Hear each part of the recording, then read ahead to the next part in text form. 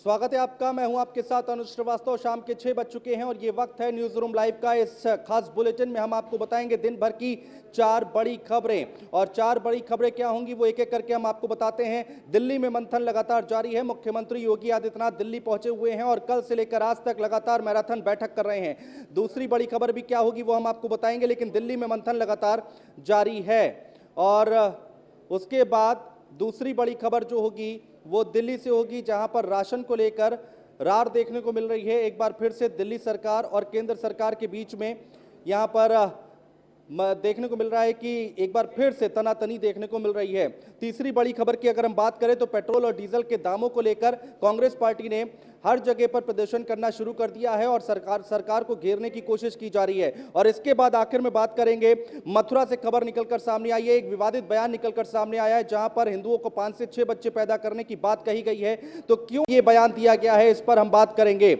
तो ये 4 बड़ी खबरें हैं। तो सबसे पहले बात करेंगे दिल्ली की खबर की। मुख्यमंत्री योगी आदित्यनाथ से शुरू हुई और मुख्यमंत्री योगी आदित्यनाथ जो कि लगातार बैठक कर रहे हैं और अब जो अपडेट है उसके मुताबिक रामनाथ कोविंद से मुलाकात करने के लिए पहुंचे हैं मुख्यमंत्री योगी आदित्यनाथ। तो ये बड़ी खबर हम आपको बता रहे हैं। अहम खबर है, राष्ट्रपति रामनाथ कोविंद से सीएम योगी की मुलाकात। राष्ट्रपति भवन में शिष्टाचार मुलाकात। पीएम मोदी और जेपी नड्डा से भी सीएम ने की है मुलाकात। कल केंद्रीय गृह मंत्री अमित शाह से की है मुलाकात और 2 दिवसीय दिल्ली दौरे पर है मुख्यमंत्री योगी आदित्यनाथ।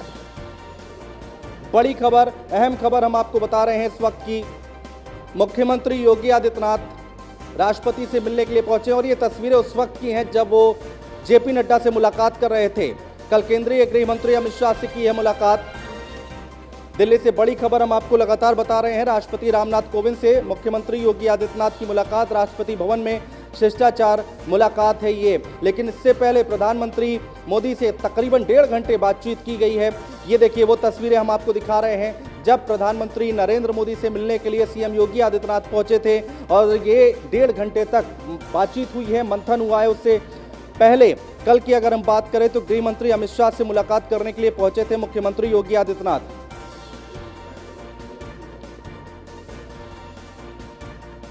तो कल केंद्रीय गृह मंत्री अमित शाह से मुलाकात की थी मुख्यमंत्री योगी आदित्यनाथ ने। दिल्ली से बड़ी खबर हम आपको बता रहे हैं, अहम खबर है।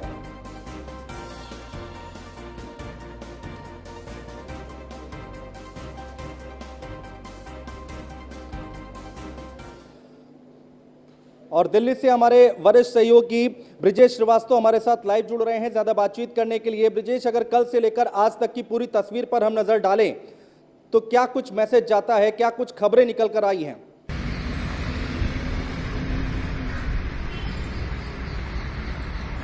देखिए अनुज, अगर सबसे बड़ी बात यह है कल से आज तक का अगर मुख्यमंत्री योगी आदित्यनाथ के दिल्ली दौरों के एनालाइज करें तो आपको एक चीज समझ में आ जाएगा जो है वो तमाम कवायद शुरू हो गई है। और इसके साथ ही जिस तरीके से बैठकों का दौर जारी है, एक के बाद एक आप उन कड़ियों को जोड़िए। गृह मंत्री अमित शाह के साथ मुलाकात, प्रधानमंत्री के साथ मुलाकात, जेपी नड्डा के साथ मुलाकात और अब राष्ट्रपति के साथ मुलाकात। और इस मुलाकातों के बीच में सीधे तौर पर जो मुलाकात प्रधानमंत्री से या गृह मंत्री से या फिर नड्डा साहब से मुलाकात जो योगी आदित्यनाथ की हुई वो तो अलग है, लेकिन इसके बाद चाहे वो जेपी नड्डा का प्रधानमंत्री से मिलना हो, अमित शाह का प्रधानमंत्री से मिलना हो, ये सारी स्थितियां बता रही हैं कि चुनावी बिसात बिछने लगी है और बीजेपी अब पूरी तरीके से जो है इसको लेकर के सीरियस हो गई है। सबसे बड़ी बात है उत्तर प्रदेश में लंबे समय से सियासी घमासान चल रहा है। आप हमारे साथ आगे भी आपसे बातचीत जारी रखेंगे, लेकिन बड़ी खबर हम आपको बता दें, अहम खबर है इस वक्त की। पीएम आवास पर जेपी नड्डा पहुंचे हुए हैं। दिल्ली से इस वक्त की बड़ी खबर आ रही है, जेपी नड्डा पीएम आवास पहुंचे हैं। प्रधानमंत्री नरेंद्र मोदी से मिलने के लिए पहुंचे हुए हैं जेपी नड्डा। इस वक्त की बड़ी खबर हम आपको बता रहे हैं। दिल्ली में सियासी पारा हाई है, लगातार इस तरह की अपडेट आ रही है, लगातार हम आपको अपडेट पहुंचा रहे हैं, पल पल की जानकारी हम आपको दे रहे हैं। प्रधानमंत्री मोदी से मिलने के लिए जेपी नड्डा पहुंचे हुए हैं। अब इसके क्या मायने निकाले जाएं, इसके पीछे क्या कयास लगाए जा रहे हैं, इन सब पर भी हम बातचीत करेंगे, मंथन करेंगे। लेकिन इस वक्त की बड़ी खबर, अपडेट आपको हम लगातार दे रहे हैं।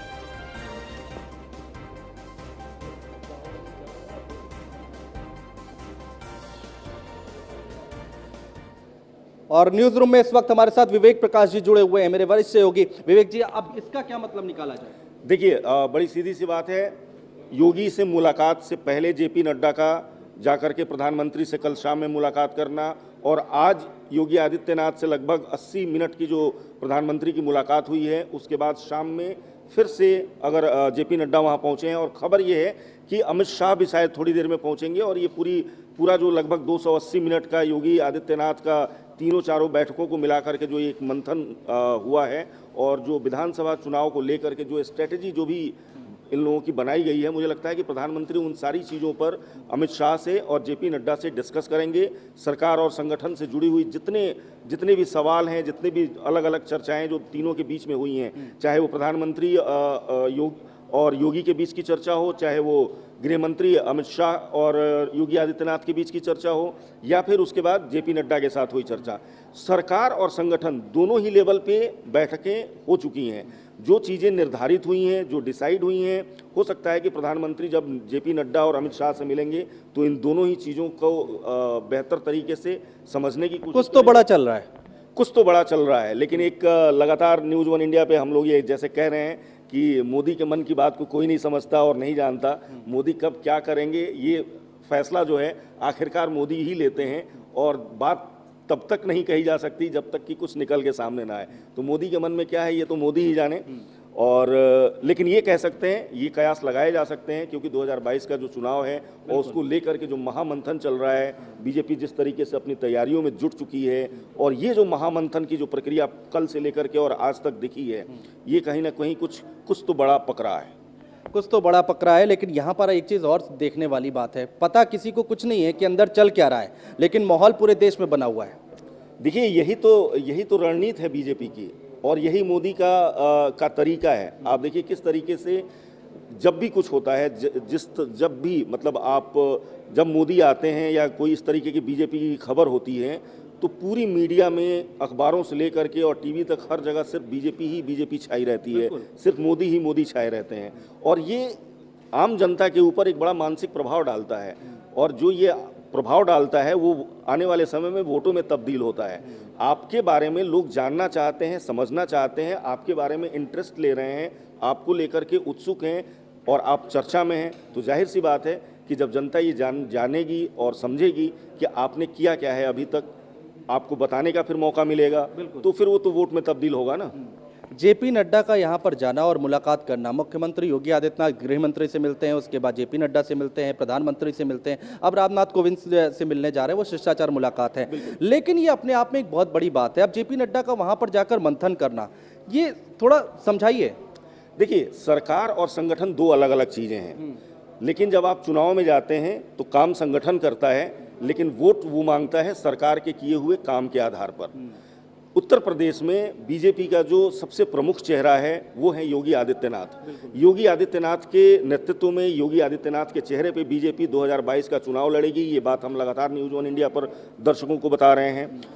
जेपी नड्डा से पहले, जेपी नड्डा के पास पूरी रिपोर्ट आ चुकी है, जो BL संतोष और राधा मोहन सिंह गए थे और उन्होंने जो मीटिंग की थी, जो बैठकें की थी, संगठन के एक एक आदमी से मुलाकात की, सरकार के एक एक प्रमुख मंत्री से मुलाकात की, और उनसे जो नतीजा उनको निकला उसका उन्होंने पूरी ब्रीफिंग जो है वो आकर के जेपी नड्डा को दी होगी, क्योंकि केंद्रीय आलाकमान, केंद्रीय जो बीजेपी के राष्ट्रीय अध्यक्ष हैं उनको दी होगी। लेकिन अब सवाल ये है कि गृह मंत्री और प्रधानमंत्री, इनसे तो शासन से जुड़ी बातें होंगी, लेकिन सबसे बड़े स्ट्रेटेजिस्ट, सबसे बड़े रणनीतिकार के तौर पर अमित शाह देखे जाते हैं, और उनसे इस मुलाकात को आप 2022 के चुनाव के मायने के नज़रिए से देखिए।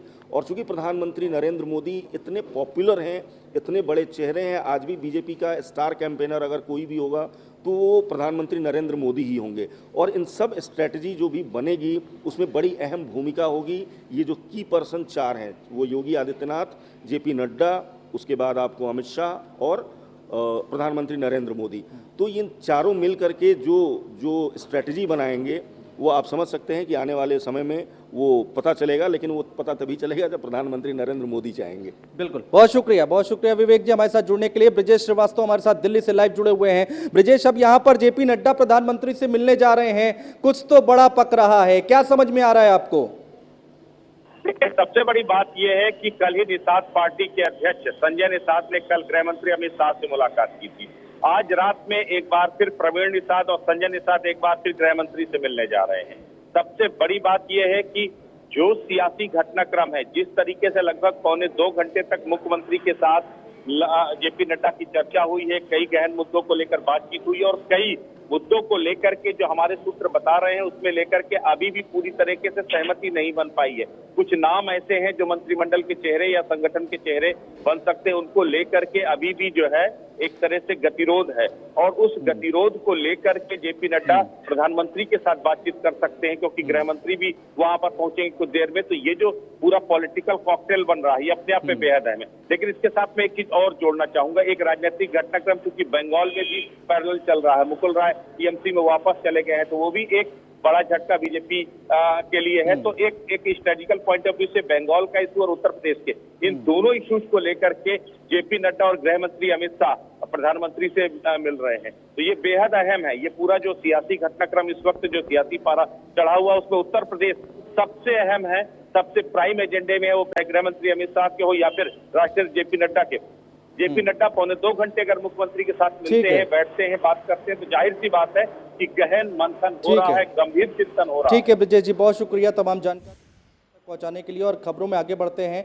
बड़ी खबर एक और आ रही है ओपी राजभर को लेकर। इस वक्त की एक और बड़ी खबर, अहम खबर हम आपको बता दें, ओपी राजभर को लेकर बड़ी खबर है, अहम खबर है। अटकलों के बीच न्यूज़ 1 इंडिया पर बोले हैं ओपी राजभर। इस वक्त की बड़ी खबर हम आपको बता रहे हैं, अहम खबर है।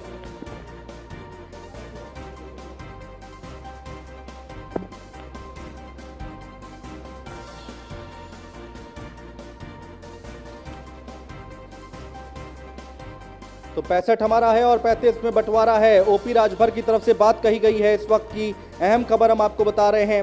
ये मिलकर 42% वोट हैं और 22% ओवैसी का है। राजभर की तरफ से कहा गया है सब मिलाकर कुल 65% वोट हैं। ओपी राजभर का ये बयान आया है। न्यूज़ 1 इंडिया पर बोले हैं ओपी राजभर, बीजेपी के पास क्या है, हमारे पास ओवैसी हैं। बड़ी खबर हम आपको बता रहे हैं और क्या कुछ कहा गया है ओपी राजभर की तरफ से वो भी सुनिए।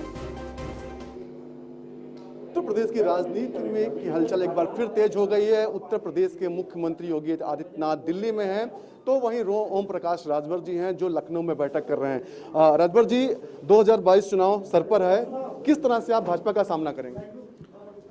भाजपा के पास है का कि सामना करना है। आज हमारे पास चौहान अनिल चौहान जी हैं, हमारे पास रामसागर बिंद हैं, हमारे पास बाबू सिंह कुशवाहा हैं, हमारे पास कृष्णा पटेल हैं, हमारे पास प्रेमचंद प्रजापति हैं, हमारे पास बाबूराम पाल हैं, हमारे पास ओवैसी हैं, ओम प्रकाश राजभर हैं। यह मिला के 42% वोट हुई है। 22% ओवैसी का बा, मिला के 65 और 35 में 65 हमारा है और 35 में भी बंटवारा है। समाजवादी पार्टी भी आपसे संपर्क लगातार कर रही है, आप ओवैसी का नाम ले रहे हैं। ऐसे आरोप लगे बिहार चुनाव में कि ओवैसी की वजह से वहां पर आरजेडी की सरकार नहीं बन पाई। ये गलत सोचना है। वहाँ 20 सीटों पर ओवैसी लड़े, 294 सीट है, तो 20 सीट निकाल दीजिए, तो 274 सीट पर ओवैसी तो वोट मांगने नहीं आए। और या एक भी बयान ओवैसी का दिखा दीजिए कि जो उन्होंने कहा कि बीजेपी को वोट दे दीजिएगा, तो 274 क्यों नहीं जीत लिए ये लोग? वो 20 लड़ा, दल है, दल तो लड़ेगा। कहने के लिए लोग हम ही को पहले कहते थे सपा का एजेंट है, फिर बीजेपी का एजेंट है, फिर विदेश का एजेंट है, लेकिन आज तो कोई नहीं कह रहा है। मुस्लिम वोटों पर समाजवादी पार्टी अपना अधिकार बता रही है कि सारा वोट उन्हीं का है, तो आप कैसे कह सकते हैं कि ओवैसी का वोट इतना मिल रहा? देखिए, जब हक की बात होती है, हिस्सेदारी की बात होती है, तो सभी दल भाग रहे हैं। ओवैसी जी कह रहे हैं कि हक की लड़ाई है। आज थाने पर जाइए तो राजभर सिपाही नहीं, अर्कबंसी नहीं, बंजारा नहीं, बियार नहीं, बारी नहीं, बिंद नहीं, निषाद नहीं, चौहान नहीं, कश्यप नहीं। हिस्सेदारी की लड़ाई हो रही है यहाँ ना, हिस्सेदारी की बात हो रही है। तो हिस्सेदारी के लिए ओवैसी जी लड़ रहे हैं और कोई वोट के लिए लड़ रहा है। ये ड्रामा लोग कर रहे हैं दिल्ली लखनऊ से, कुछ नहीं होगा, देख लीजिएगा। ये पिछड़े दलित को गुमराह करने के लिए जो जनता की समस्या है, मूलभूत समस्या है, उससे ध्यान भटकाने के लिए कवायद हो रही है और कुछ नहीं है। बहुत बहुत शुक्रिया। निश्चित तौर पर हमारे साथ ओम प्रकाश राजभर जी है, जिनका साफ कहना है कि उत्तर प्रदेश की राष्ट्रीय सियासत में जो चुनाव चल रहा है वो ड्रामा है। साथ ही साथ जो 2022 का चुनाव है उसमें भाजपा को कड़ी टक्कर देने वाली है। लखनऊ से न्यूज़ इंडिया के लिए अश्विनी कुमार, सहयोगी समीर के साथ। उत्तर प्रदेश की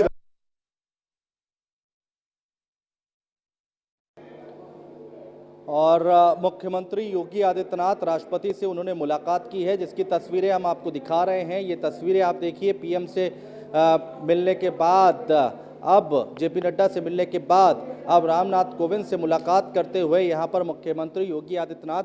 हमेशा ऐसा होता है कि कोई भी मुख्यमंत्री दिल्ली आता है तो वो यहाँ पर शिष्टाचार मुलाकात इसको कह सकते हैं, मिलने जाते हैं यहाँ पर। न्यूज़ 1 इंडिया एक्सक्लूसिव तस्वीरें हम आपको दिखा रहे हैं। तस्वीरें आप देख पा रहे हैं, राष्ट्रपति से मुख्यमंत्री योगी आदित्यनाथ की ये मुलाकात, और ये जब मुलाकात कर रहे थे ये उस वक्त की तस्वीर हम आपको दिखा रहे हैं। न्यूज़ 1 इंडिया एक्सक्लूसिव तस्वीरें आप देख पा रहे हैं, जब मुख्यमंत्री योगी आदित्यनाथ रामनाथ कोविंद से मिलने के लिए पहुंचे, ये उस वक्त की तस्वीरें हैं।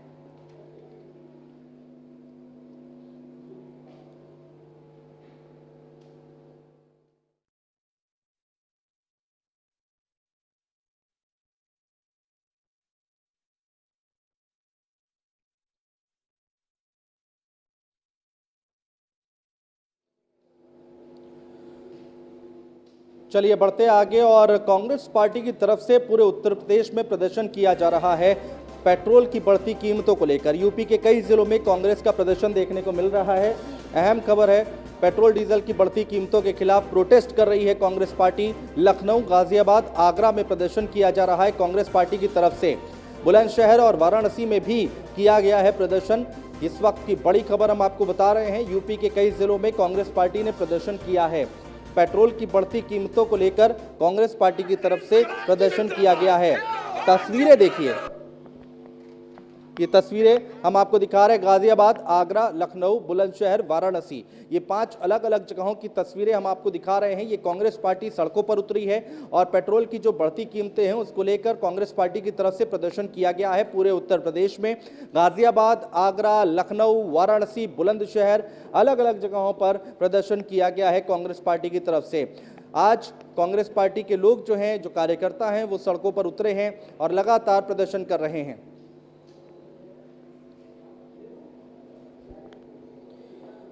एसके वाजपेयी हमारे संवाददाता लखनऊ से हमारे साथ लाइव जुड़ रहे हैं ज्यादा बातचीत करने के लिए। एसके वाजपेयी, आज कांग्रेस पार्टी की तरफ से प्रदर्शन किया गया, क्या कुछ तस्वीरें निकल कर आई हैं, क्या कुछ तस्वीरें बोल रही हैं?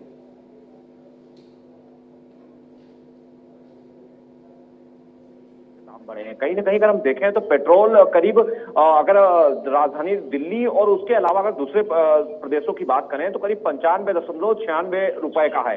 वहीं डीजल के दाम भी लगातार बढ़े हैं। तो कहीं ना कहीं उत्तर प्रदेश में आज कांग्रेस की तरफ से बीजेपी को घेरने की कोशिश की गई, जिसमें यूपी कांग्रेस अध्यक्ष अजय कुमार लल्लू ने प्रदर्शन करने के लिए जब वो निकलने वाले थे, उस दौरान हालांकि लखनऊ कमिश्नरेट पुलिस पहुंची और उनको हाउस अरेस्ट कर दिया। लेकिन बावजूद इसके यूपी कांग्रेस की तरफ से लगातार प्रदर्शन किया गया।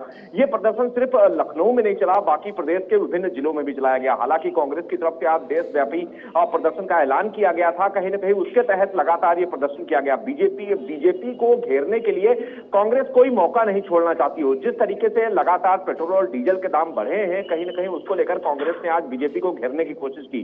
क्योंकि अगर हम देखें तो 95 रुपए से लेकर 100 रुपए तक पेट्रोल के दाम पूरे देश भर के विभिन्न प्रदेशों में हो चुके हैं। ऐसी स्थिति में कांग्रेस की तरफ से लगातार बीजेपी सरकार पर हमले किया जा रहा है और एक संदेश देने की कोशिश लोगों को की जा रही है कि कहीं ना कहीं वो लोगों के साथ खड़े हैं और जो भी लोग सीधे तौर पर पेट्रोल और डीजल के दाम बढ़ने से प्रभावित होते हैं, कहीं ना कहीं उनकी आवाज बनने की कोशिश कर रहे हैं। क्योंकि हम अगर बात करें तो ये चुनावी वर्ष है और अगले साल यूपी में विधानसभा के चुनाव होने हैं। तो ऐसी स्थिति में यूपी कांग्रेस पूरी तरीके से एक्टिव है, जहां कांग्रेस महासचिव प्रियंका गांधी लगातार पेट्रोल और डीजल के दाम को लेकर कांग्रेस की तरफ से बीजेपी पर ट्वीट कर हमले बोल रही है। वहीं यूपी कांग्रेस पदाधिकारियों की तरफ से लगातार बीजेपी के अगेंस्ट में प्रदर्शन किए जा रहे हैं। हालांकि आज इसमें अजय कुमार लल्लू शामिल नहीं हो सके क्योंकि उनको यूपी पुलिस की तरफ से हाउस अरेस्ट कर दिया गया था। लेकिन बावजूद इसके पुलिस की तरफ से ये बहुत सारे इंतजाम किए गए थे कि चाहे वो विधानसभा हो, लोक भवन हो या कोई भी ऐसा स्थान, वहां पर बड़ा प्रदर्शन ना होने पाए। लेकिन कांग्रेस ने पूरी कोशिश की, एक संदेश देने की कोशिश पूरे प्रदेश भर के लोगों को कि वो उनके साथ खड़े हैं और उनके हक के मुद्दों को उठा रहे हैं। जी बहुत शुक्रिया एसके वाजपेयी, तमाम जानकारी अपडेट हम तक पहुंचाने के लिए। और खबरों में आगे बढ़े उससे पहले आपको बता दें, मथुरा से एक बड़ी खबर आ रही है जहां से एक विवादित बयान निकलकर सामने आया है। स्वामी यति नरसिंहानंद जो हैं उन्होंने विवादित बयान दिया है। मुस्लिमों की आबादी को लेकर तंज कसा है। हर हिंदू परिवार के होने चाहिए 5 से 6 बच्चे। डासना देवी मंदिर गाजियाबाद के महंत हैं नरसिंहानंद सरस्वती, जिन्होंने ये विवादित बयान दिया है। क्या कुछ कहा गया उनकी तरफ से, सुनवाते हैं आपको। लोकतंत्र केवल तभी तक है जब तक हम ये हिंदू बाहुल्य है। जिस दिन ये देश हिंदू बाहुल्य नहीं रहेगा, ना यहाँ लोकतंत्र रहेगा, ना यहाँ धर्मनिरपेक्षता रहेगी, तब ये उसी तरह रह जाएगा जैसे कश्मीर में कोई लोकतंत्र नहीं है।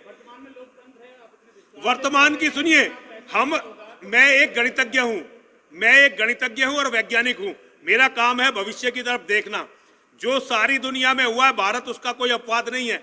पूरी दुनिया ये कभी सनातन धर्म की थी और भारत भूमि जितनी आप समझ रहे केवल इतनी नहीं थी। ये भारत भूमि, अरब भी कभी भारत भूमि में था, ईरान भी भारत भूमि में था, अफगानिस्तान भी, और पाकिस्तान तो हमारे बुजुर्गों के सामने कटा, कश्मीर हमारे सामने गया।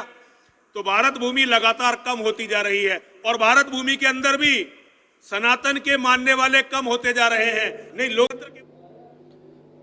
और एक बड़ी खबर आ रही है दिल्ली से, जहां पर घर घर राशन स्कीम को लेकर केंद्र सरकार और दिल्ली सरकार के बीच में एक बार फिर से तनातनी देखने को मिल रही है। केंद्रीय मंत्री रविशंकर प्रसाद ने सीएम केजरीवाल को घेरा है। प्रेस कॉन्फ्रेंस कर सीएम केजरीवाल पर रविशंकर का हमला।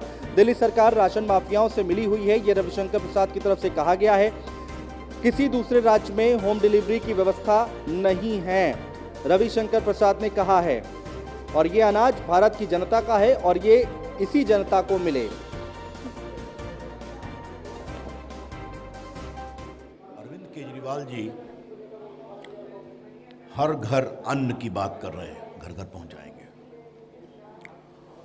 ऑक्सीजन तो पहुंचा नहीं सके, मोहल्ला क्लिनिक दवा तो पहुंचा नहीं सकी, अब अनाज की बात कर रहे हैं।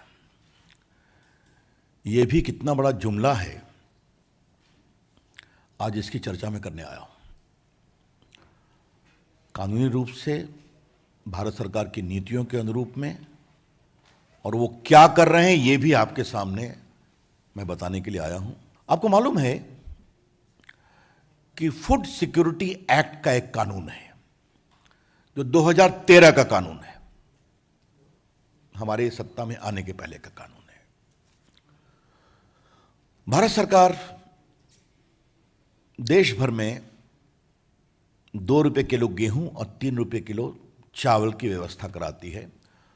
प्रधानमंत्री ग्रामीण अन्न योजना के अंतर्गत पिछले साल भी नवंबर तक दिया था मुफ्त देश के गरीबों को 80 करोड़ को। इस साल पहले 2 महीने किया, अब उसको नवंबर तक कर दिया है। इसका पूरा खर्चा चावल का होता है 37 रुपये, प्रोक्योरमेंट, डिलीवरी, ट्रांसपोर्टेशन, और गेहूं का होता है 27 रुपये। लेकिन भारत सरकार सब्सिडी देकर देश भर के प्रदेशों को देती है राशन शॉप के द्वारा बांटने के लिए। इंपॉर्टेंट समझिए, 2 रुपये किलो गेहूं, 3 रुपये किलो चावल।